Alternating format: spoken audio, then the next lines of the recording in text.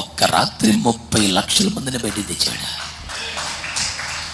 ఈ పాటికే స్టార్ట్ అయిపోవాలి, ఈ పాటికే జరిగిపోవాలి, ఈ పాటికే బేబత్సం అయిపోవాలి, ఇంకా లేట్ అయిపోతుంది. Okay, no problem. నువ్వు తిని పడుకుంటున్నావా, కనిపెడుతున్నావా అన్నది ఒకటే సమస్య. నువ్వు తిని పడుకుని తిరిగే రకం అయితే వేస్ట్ అయిపోతానంటే.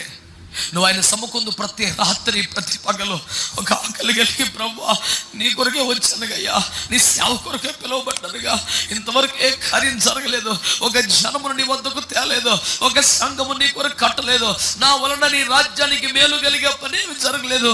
అయ్యా నన్ను కనికరించయ్యా, అయ్యా నన్ను జ్ఞాపకం చేసుకో అయ్యా, నన్ను కూడా వాడుకో అయ్యా, నా ద్వారా చెయ్యను ఉద్దేశించిన కార్యమంతా ఆరంభించు ప్రభు అని ఎవడు ఆర్పలేని ఒక దుఃఖము మంట నీలో ఉంటే మాత్రం నువ్వు ఇక దిగులు పడవలసిన పని లేదు.